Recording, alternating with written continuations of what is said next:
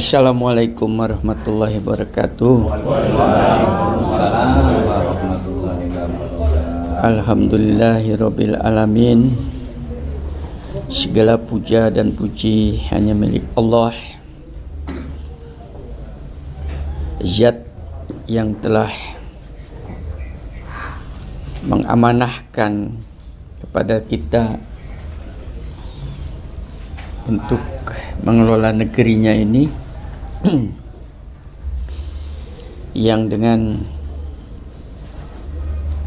itulah maka kita sebagai umat manusia mendapat tempat yang mulia di atasnya. Dan kemuliaan itu akan menjadi kenyataan selama kita mengikuti rujukan hidup dari sisinya yang telah dipercontohkan oleh Rasulnya. Dan semoga Allah memberkatai para utusannya, para Rasul, khususnya untuk umat Islam adalah Muhammad Rasulullah, untuk mendapatkan kemuliaan di sisinya, dan kita sebagai penerus risalahnya diperkenankan pula untuk masuk di dalam kelompok kenabian itu. Saya senang bapak-bapak, ibu-ibu masih mau bergabung untuk lakukan penelusuran, pendalaman, penjabaran, dan mudah-mudahan nanti pulang bisa mengamalkan apa yang kita kaji di tempat majelis yang insyaallah yang diberkahi oleh Allah ini. Pagi ini saya mencoba untuk melakukan penjabaran daripada surat Yunus, surat ke-10 ayat 23. Udah ketemu ya?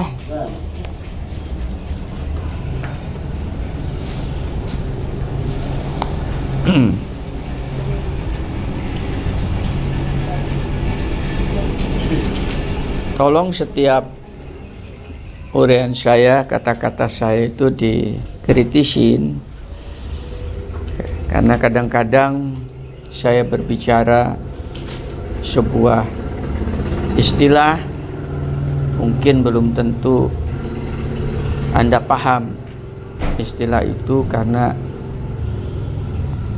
penjabarannya perlu sebuah diskusi yang lebih jauh.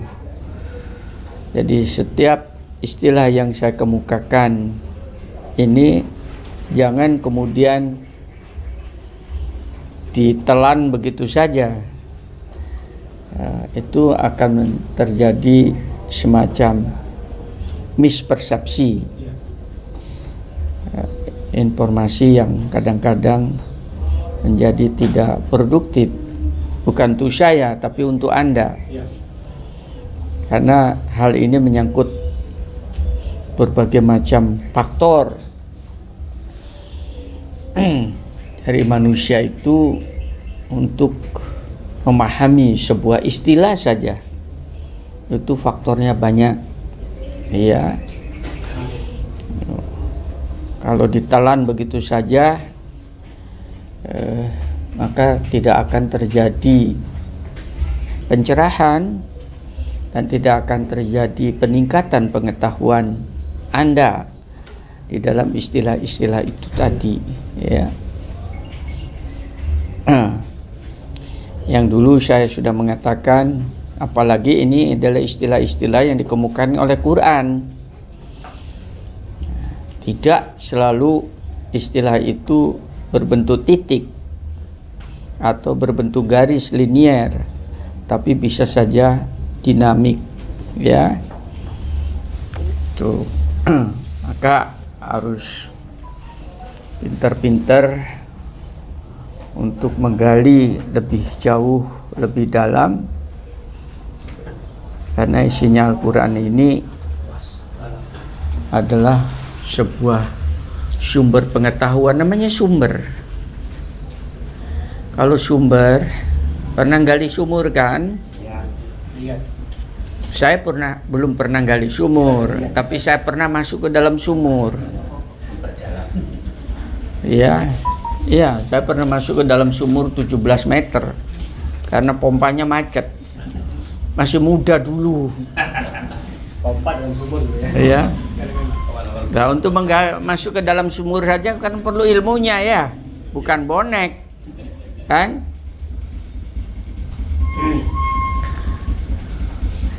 Bukan kemudian nyemplung begitu saja. Apa di situ tidak banyak CO2-nya, kan mati dia, ya, ada ilmunya.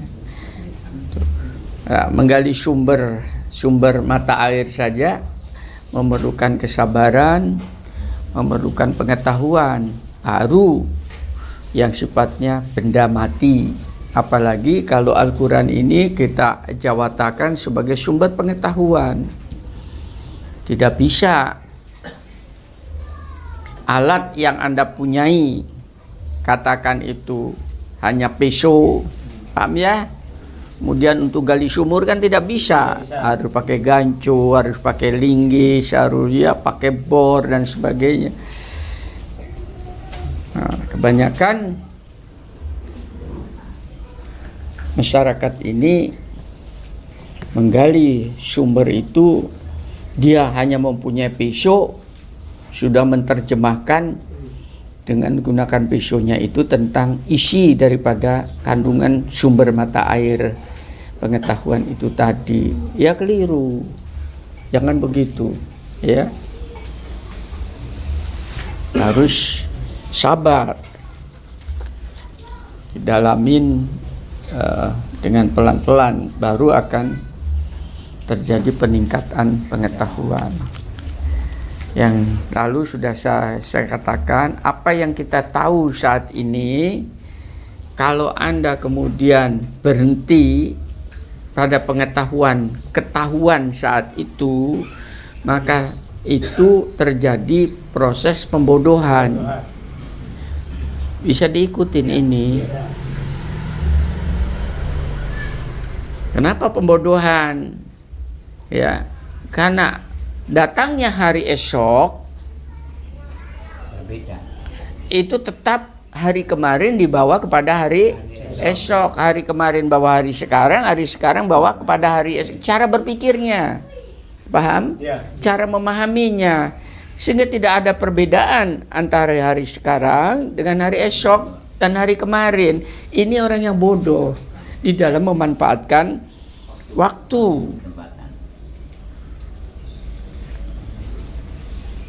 Ya, ini Quran itu isinya makin digali, maka dia akan semakin memancarkan pengetahuan-pengetahuan baru yang justru di luar dugaan, ternyata berbeda dengan persepsi saya kemarin, sekarang, dan hari esok. Kalau Al-Quran tidak bisa bicara kayak demikian, maka itu bukan Allah yang membuat, itu manusia.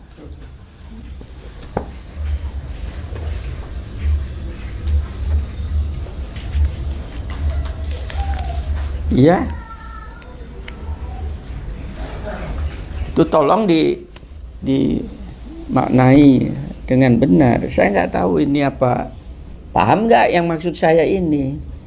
Yang saya maksudkan ini, Quran itu isinya makin digali, makin mengeluarkan mata air pengetahuan, makin memancar, makin jernih, makin bening, gitu loh, sampai kepada sumbernya itu tadi.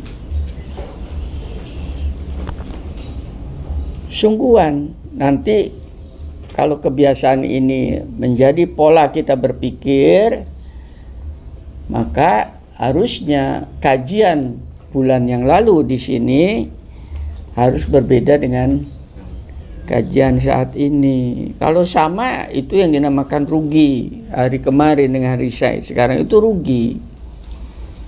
Manusia-manusia yang rugi. Sementara waktu ini akan memangsa fisik kita, ya. Akan kita dimakan oleh waktu itu sendiri.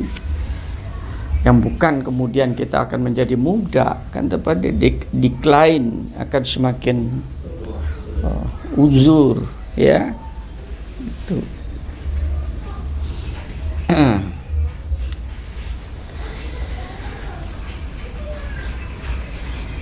Satu contoh, ini ayat yang kalau saya baca di ayat ke-23 di dalam surat ke-10 tadi. Tetapi ketika Allah menyelamatkan mereka, malah mereka berbuat kezaliman di bumi tanpa alasan yang benar. Wahai manusia, ini panggil ya ayuhannas, wahai manusia, ya. Ini panggil apa ini? Manusia. Nilai kemanusiaannya. Nah, ini saja sudah memberikan sebuah wacana baru tentang kita bagaimana memahami Al-Quran, tentang bagaimana kita memahami sumber informasi wahyu ini sebagai sebuah referensi hidup di dunia ini. Wahai manusia, sesungguhnya kezalimanmu bahayanya akan menimpa dirimu sendiri. Nah, ini peringatan dari ilahi yang saya ingin memasukin di dalam kehidupan kita ini kan. Kemanapun kita berjalan, kemanapun kita berada, pada dasarnya itu keselamatan Allah. Tadi kita berkendaraan dari Malang ke sini, ya. Saya nyupir sendiri dan sebagainya. Itu ada sebuah hikmah lain. Kenapa sampai saya pegang sendiri? Gitu, ya. Ya, selain juga saya ingin ada added value dari ilahi, ya, bahwa saya menyupir dan menyampaikan kajian, juga ada doa di situ, bahwa saya nyupir ini dalam rangka untuk menyampaikan risalah kenabian, ya, mohon keselamatan dalam perjalanan, kan begitu. Itu kenapa setir saya pegang sendiri. Jadi ada makna-makna lain di situ, ya. Kita sampai ke tempat ini, keselamatan itu semua kan dari Allah, ya. Roda untuk berputar itu bukan kehebatan teknologi, karena teknologi sehebat bagaimanapun tunduk pada hukum-hukum ilahi, ya. Salah satu diantaranya ada hukum ilahi namanya gaya gravitasi, paham ya? Kan tidak bisa bergerak, terikat oleh gaya gravitasi itu. Kalau kita tidak pengetahuan bagaimana dieliminasi gaya gravitasi itu supaya tidak mengikat, ya, maka daya ikatannya itu diperkecil dengan dibikin roda itu sehingga penempatannya tidak banyak. Itu apa cukup? Tidak, tetap dia ada gaya gravitasi, kemudian dia harus bergerak, kan begitu. Pada saat bergerak ada daya gesek, kan. Semakin cepat bergerak, daya geseknya semakin kecil, sehingga kenapa kemudian daya lajunya juga akan semakin tinggi. Itu semua pengetahuan yang ditimba daripada hukum-hukum alam di sekitar kita. Memang ilmu-ilmu kayak demikian itu tidak diterangkan di dalam Al-Quran secara detail. Kenapa tidak detail? Agar supaya manusia itu mau melakukan suatu eksplorasi, memperdalamnya, sehingga menjadi sumber pengetahuan yang bisa tutur tinular disampaikan dari satu generasi ke generasi lainnya dan berkembang. Itu Al-Quran di dalam ilmu-ilmu alam itu tadi hanya menyampaikan tentang pokok-pokoknya, ya. Akan tetapi isinya kita sendiri sudah dikasih kesempatan, ya, perangkat untuk bisa melakukan pendalaman. Jadi kalau kita belajar Al-Quran itu bukan hanya di sini, akan tetapi banyak yang di dalam alam ini. Ini yang saya anggap kelemahan umat Islam itu, belajar Al-Quran itu hanya ini. Yang 6.666 ayat itu tadi, ini yang dibahas. Ya. Yang ada di sini pokok-pokoknya yang berhubungan dengan alam raya. Yang agak detail di sini itu pun tidak sampai detail benar, ya, karena ada pengejawatakan oleh Rasul di dalam masalah-masalah ketuhanan. Itu detail. Makanya ada Asmaul-Husna, kan detail itu. Sebutan-sebutan itu. Karena apa itu didetilkan? Karena manusia tidak akan mempunyai kemampuan untuk mengejawatakan siapa Tuhannya itu sendiri. Karena itu beyond of us, di luar daripada kita ini, di balik daripada alam manusia, alam raya ini, ya. Nggak mungkin Allah itu terkungkung, terjebak di dalam alamnya, ciptaannya. Maka Allah membukakan wawasan itu relatif lebih detail sampai kepada masalah etika-etikanya, sampai masalah-masalah berkomunikasi dengan ilahinya, kan diajarkan itu kita. Itu satu, ya. Nah, di sisi ini saja kita juga tidak boleh kemudian melakukan sebuah penghukuman, memvonis masyarakat yang belum mengenal Tuhannya. Itu tugas kita yang sudah mengenal Tuhannya untuk mempromosikan, bisa diikutin ini ya, menyampaikan kepada orang yang belum mengenal Tuhannya itu dengan cara bil hikmah, bukan doktrin. Bil hikmah itu artinya dengan bijak. Nah, untuk bisa bil hikmah, bijak itu memerlukan luasnya pengetahuan. Tanpa itu tidak bisa.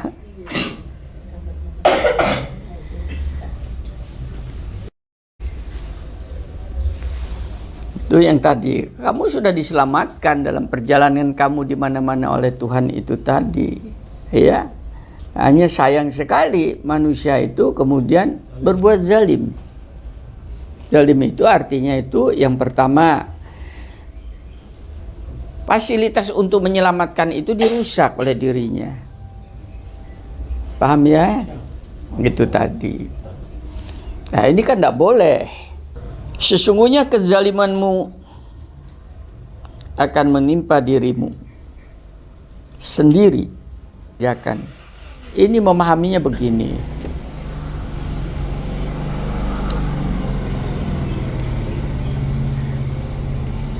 Orang yang selalu melanggar, tidak mau berada di dalam rambu-rambu kehidupan yang benar, yang tertata dengan baik, maka dia akan menerima penderitaan daripada sikapnya itu. Perilaku ini yang dinamakan perilaku zalim. Satu contoh, peraturan lalu lintas.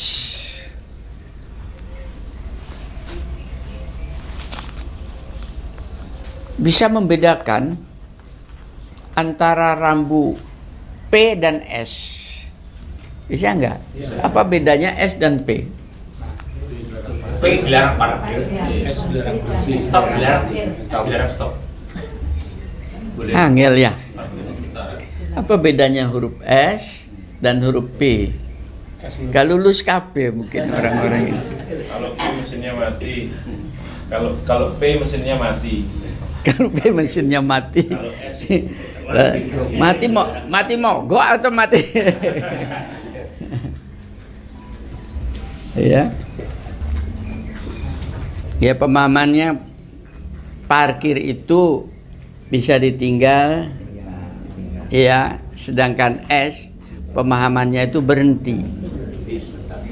Di dalam rampu itu kita dilarang berhenti, paham ya? Sama sekali, gitu. Jangan dibalik.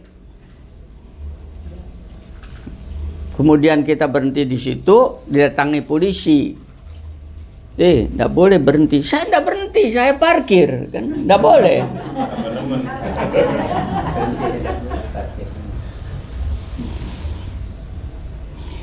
Bagaimana parkir berhenti saja tidak boleh ya, gitu. Loh, dua-duanya baik P maupun S tadi, siapa yang akan diuntungkan? Dirinya atau orang lain? Dua-duanya. Orang yang parkir atau tidak parkir di situ dan orang lain. Loh, untuk kesadaran ini saja masyarakat berat.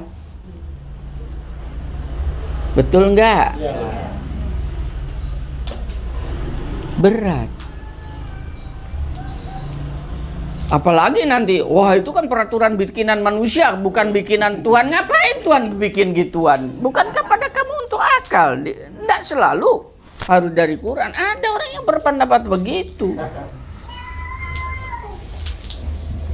Oh, bikinan manusia kan bisa macam-macam katanya. Kalau di kita kan setirnya sebelah kanan ya.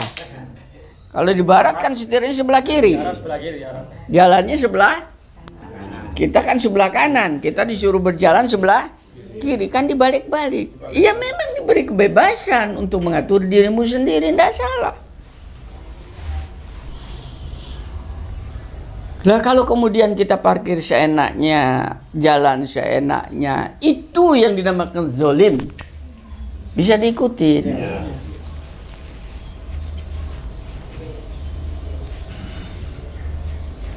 Jangan kemudian konteksnya zolim itu kalau melanggar agama, melanggar kehidupan sehari-hari di sekitar sendiri, dari aturan-aturan yang sudah baku, itu namanya zolim.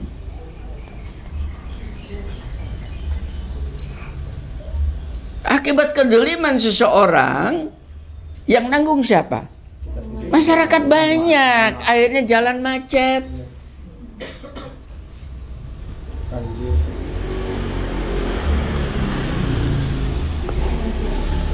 Loh, memamin gini loh, peraturan-peraturan gini saja sudah gak nutut. Kenapa bangsa-bangsa barat itu, khususnya di dalam masalah tadi bermasyarakat, tadi ya Yunas kan ya, manusia kan begitu, dalam masalah-masalah sosial bermasyarakat itu lebih disiplin daripada bangsa kita yang mayoritas umat Islam. Mbak dia sadarin ini. Iya. Kemacetan itu bukan karena kurangnya luasnya jalan. Jalannya kurang apa? Jalannya jalan tol. Iya kan? Tapi masalah disiplin. Masalah pemahaman manusia di dalam menggunakan hak masyarakat. Paham ya? Itu tadi.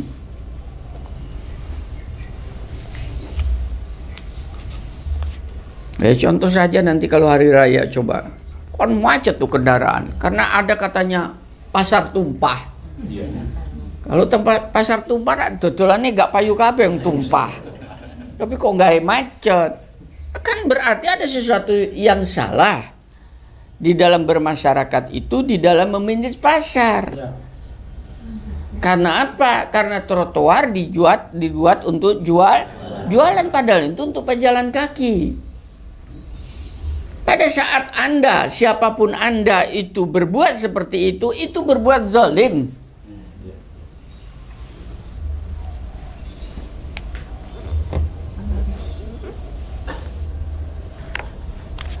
Tidak boleh. Jadi walaupun rokok itu bukan karena tidak sholat saja. Berbuat begitu itu menyebabkan Anda akan berujung kepada neraka. Ini saya beritahu, mayoritas umat Islam, khususnya di kota-kota besar, mereka selalu mengambil hak lahan masyarakat.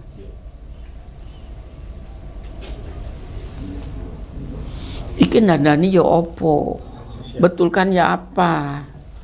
Kalau ditanya, ini kan bukan milik kamu, ini kan tanah Tuhan. Repot, Tuhannya lagi dicari kambing hitamkan. Ini dosanya 2 kali. Saya boleh dipotong ya, kalau ada belum paham. Boleh ditanyakan supaya terjadi pendalaman. Karena saya mengevaluasi, saya ceramah jalan hampir 2 jam ya. Habis itu saya mengedit, saya masukkan YouTube. Ya gak ono sing respon yuk. Saya kadang-kadang ya Allah, apa masih perlu diteruskan ini kajian ini kalau kemudian respon itu bukan kemudian kemerongsong. Respon itu pemahaman saya adalah seberapa jauh sumber pengetahuan yang saya ambil dari sumbernya ini Anda pahamin. Nah itu bisa kelihatan dari satu reaksi Anda terhadap pemahaman itu. Yang kedua, syukur-syukur merubah perilaku ya di dalam bermasyarakat itu akan kelihatan nanti. Karena ngaji terus kemudian tidak berbuah hasilnya, saya tidak ingin jadi tanggapan ya, istilahnya jadi tontonan ya. Saya ingin apa yang saya sampaikan ini jadi tuntunan. Saya kan bukan mau balik di televisi itu yang jadi tontonan ya. Oh itu jadi tontonan itu. Memang sinetronan tuh. Tanya Pak aja Pak. Ya. Ya, langsung. Ada Pak tentang aturan tadi Pak. Itu banyak umat Islam yang menganggap bahwa aturan selain Tuhan itu aturan tauhid. Nah ini bagaimana membedakan tadi kan termasuk aturan lalu lintas itu apakah bisa dikategorikan termasuk aturan yang seperti itu? Ya, oke. Pertanyaan Pak Sam ini tentang aturan. Di luar daripada aturan Tuhan dianggap aturan tauhid. Lah, penjabaran ini saja umat Islam keliru. Oh ya? Karena konteks orang yang mengatakan itu aturan Tuhan itu tadi adalah ada hubungannya dengan Al-Quran. Itu konteksnya itu pada dasarnya adalah aturan yang itu hukum-hukum tertentu, aturan tertentu, tidak semua. Iya. Tuh, satu contoh. Kalau aturan togut, matahari terbit daripada sebelah timur tidak secara eksplisit. Ya bahwa bumi itu bulat tidak diterangkan di dalam Quran secara eksplisit, akan tetapi secara implisit itu tersirat bahwasanya bumi berputar ya. Nah, perputaran itu pasti benda bulat. Kan begitu. Itu yang harusnya bisa diunduh. Tidak semua. Karena di dalam aturan Tuhan itu juga di situ itu yang di hablu minallah wa hablu minanas. Itu aturan yang berhubungan dengan ilahiyat dan aturan yang ada hubungannya dengan kemanusiaan. Itu terserah. Diberi seluas-luasnya aturan-aturan itu tadi. Contoh tadi lalu lintas. Kalau udah diatur gimana? Diatur saja kayak begitu. Sementara yang namanya berlalu lintas kan berkembang berdasarkan teknologi. Pada suatu waktu bukan mustahil mobil-mobil yang keluaran baru sekarang menjadi kuno. Karena nanti keluar mobil-mobil yang bisa terbang. Bisa kan? Iya. Aturannya baru. Iya, aturannya baru. Kan tidak mungkin kemudian Tuhan menurunkan Nabi lagi membuat aturan. Nah itu merupakan sebuah produk teknologi kemajuan, diberikan kesempatan aturan. Tidak ada salahnya. Bukan aturan togut, itu aturan manusia kreatif. Nanti parkir tuh tidak maju mundur, nanti mobil tuh berputus seret. Loh, kan belum sekarang. Tapi ke sana sekarang maju. Tukang parkir nggak payung, set gitu ya. Sudah mulai ada, Pak. Iya, sudah mulai kan? Di bandara, Iya, bandara Dubai. sudah kayak begitu. Dilanjut Pak Kang. Kemudian apa yang dimaksud dengan aturan togut? Itu ada hubungannya, kalau masalah-masalah togut itu ada masalah hubungan dengan aturan-aturan sosial dalam hal masalah-masalah tertentu, ya. Hubungannya misalnya di dalam masalah mengatur masalah kriminalitas, ya. Itu tadi. Kalau tidak menggunakan hukum Tuhan, tidak mungkin berjalan. Jadi sekarang pertanyaan saya, ya. Sistem lembaga pemasyarakatan di Indonesia ini loh, itu sistem togut atau sistem ilahiyat? Togut.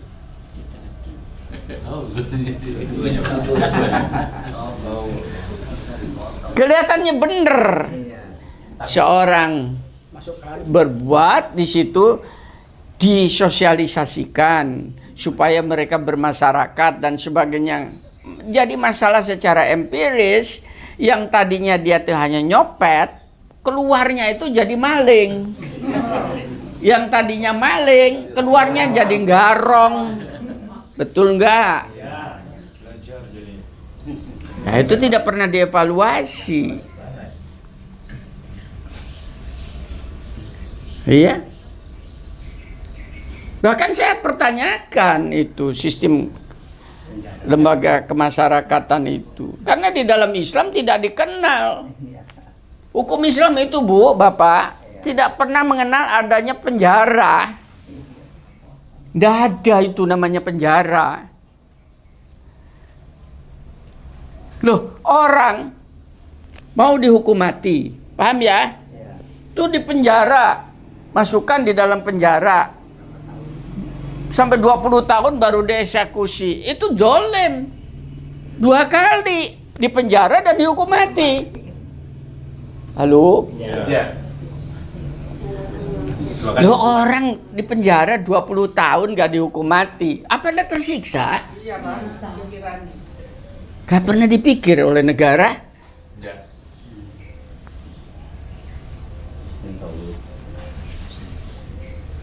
Ya, itu kedua kali kezalimannya.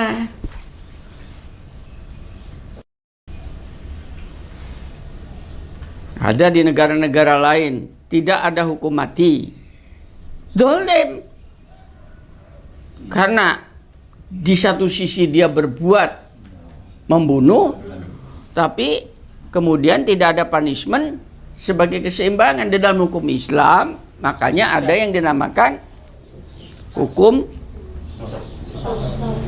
Qisas itu tadi. Dan di dalam hukum kisos itu sendiri ada prasyarat.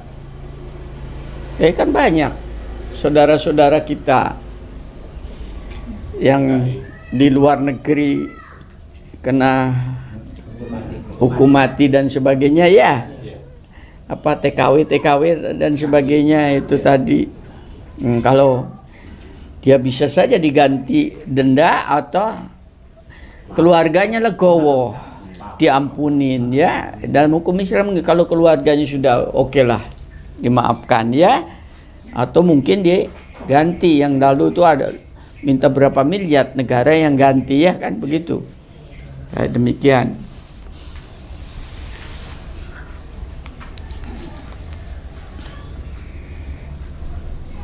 Ya nanti ini sebuah PR. Ya, sebuah PR dengan pengertian, dengan kata lain, hukum Islam itu dalam pengertian itu tadi aturan-aturan yang berhubungan dengan kriminal itu memang keras loh ya. Karena apa? Seimbang dengan perbuatan yang mereka lakukan itu, seimbang. Makanya kisos itu kuping ganti kuping kan begitu ya, hidung ganti hidung. Supaya apa? Orang itu berpikir kalau hidungmu tidak mau hilang, maka jangan mudah menghilangkan hidung orang gitu loh. Itu bisa dipahamin ya. Jadi kenapa kayak demikian? Nilai humanity-nya ini yang dianukan oleh Allah supaya masyarakat ini tenang. Kemudian bahkan di mana letak keseimbangan, orang mencuri dia jasa gabel kemudian dipotong tangannya. Di mana letak keseimbangannya?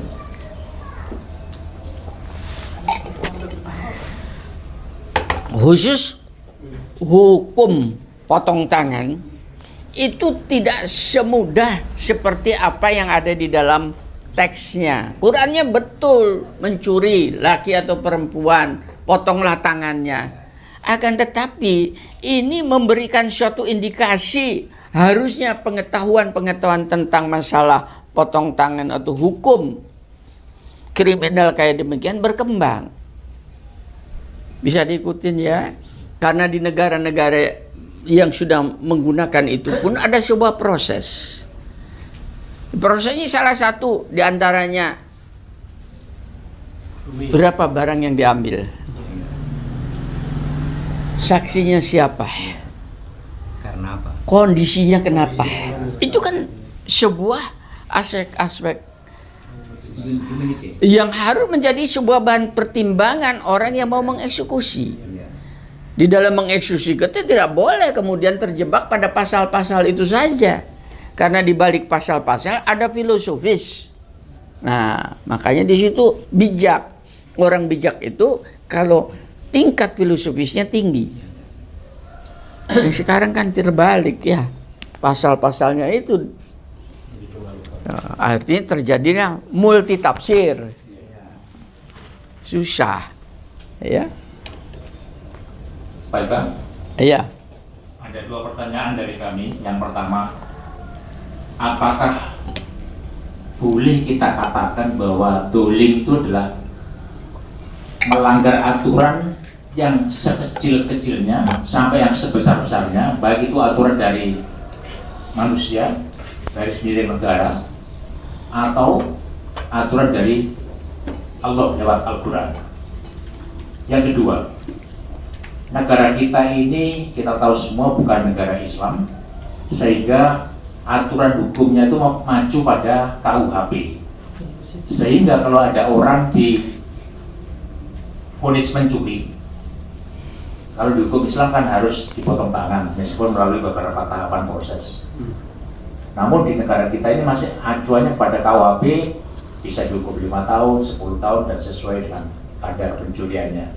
Demikian juga kalau korupsi.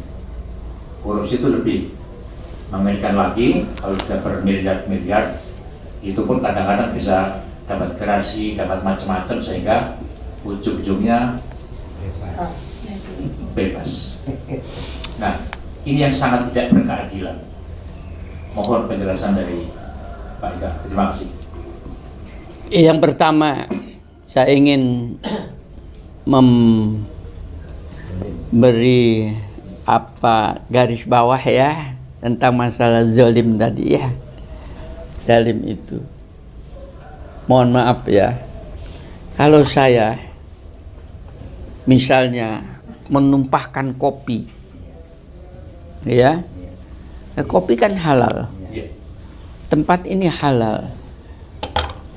Tahu, pada saat itu saya dengan penuh kesadaran, lain dengan tidak sengaja ya, dengan kesadaran saya sudah berbuat aniaya, zalim. Paham ya? Zalim.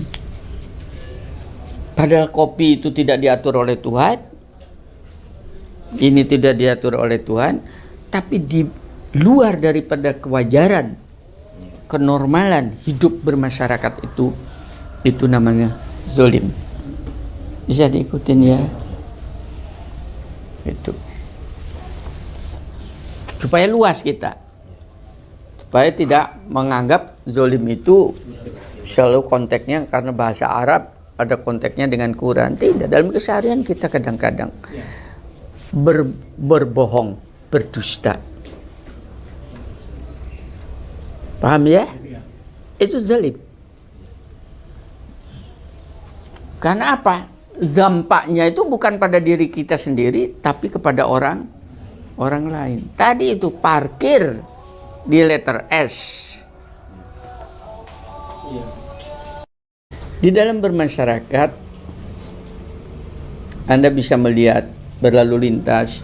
Orang Barat lebih Islami dari kita yang mayoritas umat Islam.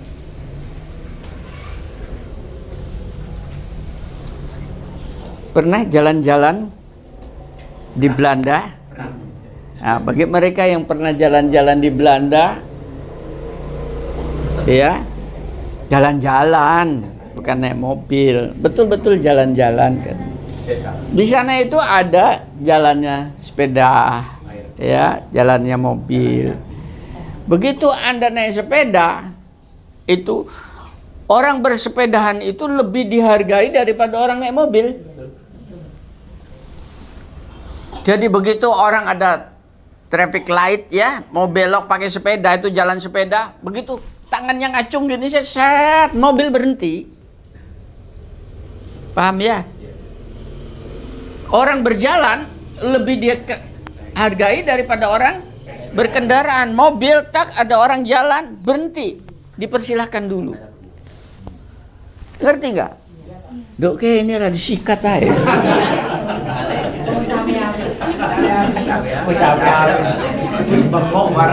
Wis ngene disikat opo maneh ngepokne sepeda motor. Wuyuh kon. Sekarang loh iya, besan saya itu meninggalnya disikat sepeda motor. Perempuan sudah usianya 65 tahun udah jalan kayak begini. Ya gak mandek iku arek enom iku. Oh, diapakan itu? Itu yang namanya zalim. Paham ya? Ini kok menganggap kita itu sudah Islami itu. Pertanyakan kembali.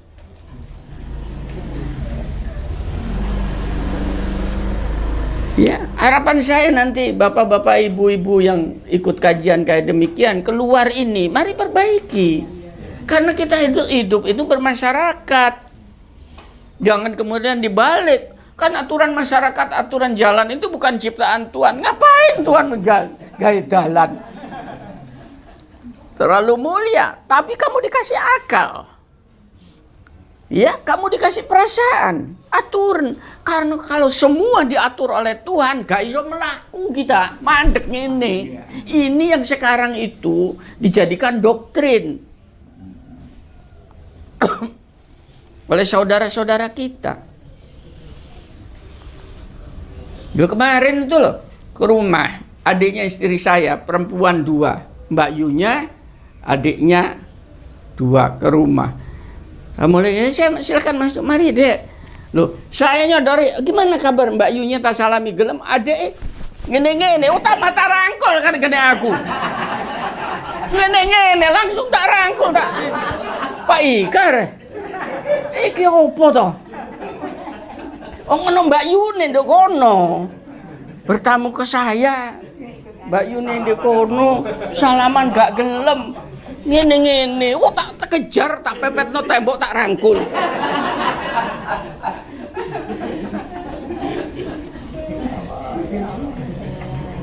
Ini korban dari pemahaman fikih. Sungguhan itu di dalam masyarakat kayak begitu. Karena tadi itu fikihnya dikemukakan. Karena saya ini adalah apa namanya? Istilahnya ipar ya. Ipar kan bukan saudara, maka saya bukan muhrim. Lah kan keliru. Saya itu muhrimnya dia karena saya menikah dengan Mbak Yunya. Paham? Muhrim dari hasil perkawinan. Iki kena aliran ngene-ngene kemarin Islamnya itu jadi soroh urip iku. Udah sungguhan dalam keluarga. Kalau saya teruskan kemarin itu mau saya usir.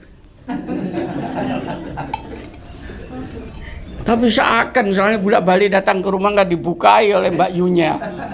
Ya sudah monggo melebu. Maksud saya tak cairkan. Gimana deh, gimana sehingga bisa jagongan kan enak. Kalau dia sudah kemudian membuat sebuah batas bahwa saya itu orang lain, aku loh duduk di ngarepe gak oleh. Karena apa? Tundukkanlah pandanganmu. Karena pandangan yang kedua adalah dosa. Malik ngono, malik ngomong ini gak enak. Ini korban fikih. Kan tidak bisa makan dalam satu meja kayak demikian karena dianggap orang lain. Antara jengkel mangkel dengan apa ikan manusia biasa kadang-kadang jengkel aku dulu. Iya. Tapi yang saudara saya dikasih pemahaman angel karena sudah di brainwash oleh ustadz-ustadznya. Makanya saya tantang ustadznya sih ngajari ngene istighfar yang banyak itu. Iya, menjadi masyarakat itu tidak harmonis dalam kehidupan. Kita itu diturunkan Islam supaya enak, harmonis dengan siapa saja. Jadi mari kita perluas pemahaman-pemahaman tentang namanya hukum-hukum Tuhan dan bermasyarakat itu. Ya. Contoh lain, ini tadi ada ibu-ibu, saya melihat bahwa bayi, nampaknya perempuan, dikasih jilbab. Itu usianya berapa itu, Bu? Tadi ada yang bayi, usianya berapa itu yang tidur? Bayi tadi 2,5 tahun. Saya melihat di sini, usia 2,5 tahun, belum tahu babi bu. Paham ya? Kenapa sudah dikasih fikih? Tahu fikihnya? Yaitu dikasih jilbab. Jilbab itu di dalam fikih, Bu, itu bagi mereka yang sudah akil balik. Diterapkan kepada anak bayi yang 2,5 tahun. Kasihan, Bu, kepanasan. Sungguhan. Dilepas saja. Ya. Nah, itu satu contoh lagi. Banyak di dalam masyarakat kayak demikian. Pemahaman yang terjadi pemarginalan. Dicarilah alasan untuk pendidikan, untuk cara mendidik bukan begitu. Yang dikenalkan fikih akhirnya kalau tidak percaya, anak itu nanti masih kecil fikih. Kan begitu ya? Nanti besar lagi fikih muncul lagi. Anak remaja jenggot masuk fikih. Ya? Cingkrang, orang ini sudah tidak akan bisa bergaul di dalam masyarakat. Akhirnya dia akan muncullah masyarakat itu di luar daripada apa yang sudah saya lakukan. Dia tidak Islami, dia sudah melakukan hukum togut, paham? Begitu dia sudah berpendapat hukum togut kayak begitu, di brainwash oleh orang yang lain, maka namanya togut, hancurkan. Apa tidak terjadi apa yang dinamakan disintegrasi, penghancuran? Ini yang terjadi di dalam masyarakat. Contohnya yang kemarin kan sudah terjadi itu, yang kasus di Jakarta itu, yang masjid-masjid dilarang mensolatin orang yang mendukung, bukan orang non muslim. Tadi disebutkan orang non muslim dan karena itu orang munafik. Itu justifikasi fikih yang tidak tepat guna. Paham? Akhirnya apa? Dia sudah mendolimin orang lain. Maaf, kalau saya kembalikan, ada orang di kampung ini satu muslim, karena dia fatwa itu tadi keluar, paham ya? Iya. Tidak boleh disolatin. Sekarang pertanyaan saya, kan dikubur sih? Betul?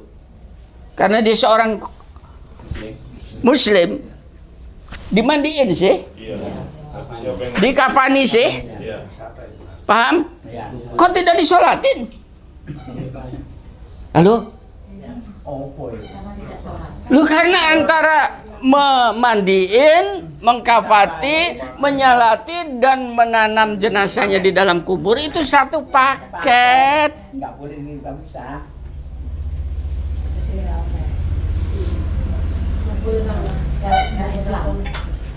Sampai menghadapnya kan nggak dibakar, kan dimasukkan di dalam tanah, nggak diberdirikan tapi dibaringkan, kan nggak diuncalkan alon-alon. Paham ya?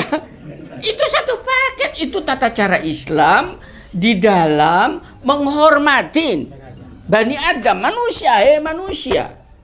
Itu sebuah paket. Makanya di dalam fikih Islam dikenal apa yang disebut dengan fardu kifayah. Harus dilakukan dong. Rasulullah yang kayak begitu lebih terhormat jauh daripada mereka yang berfatwa itu tadi. Paham ya? Ada orang jenazah lewat, Rasulullah pada saat itu kumpul dengan para sahabat, berdiri Rasulullah, paham? Iya. Menghormati jenazah lewat, ditanya oleh ya Rasulullah, itu jenazahnya Yahudi. Terus why not? Katanya, kenapa kalau Yahudi? Bukankah dia manusia? Salahkah seorang Rasul menghormati sesama manusia? Ini Rasulullah. Halo? Kak nutut iki. Ini saya kalau perlu dikumpulkan tuh lembaga-lembaga dakwah itu, ya. Akhirnya ke masyarakat jadi rusak, dibawa kacau. Sungguh kacau. Lebih kacau lagi masjid digunakan untuk kepentingan kelompok. Nggak boleh. Kalau zaman Rasulullah masjid digunakan kayak begitu, dibakar oleh Rasulullah. Ini harus diperbaiki ya cara itu tadi. Nah, akhirnya muncullah kezoliman yang tersembunyi. Pada saat kita tidak menyolatin, halo, zolim. Banyak itu di dalam bermasyarakat yang kita mari dandanin supaya kita itu enak hidup. Islam turun tuh bukan untuk mempersulit itu tadi. Ya, saya tadi diskusi juga mengatakan, ya sudah, kayak Indonesia ini sudah enak, nikmat mau kemana-mana. Ya, bayangkan dengan di Saudi Arabia, enak di sini.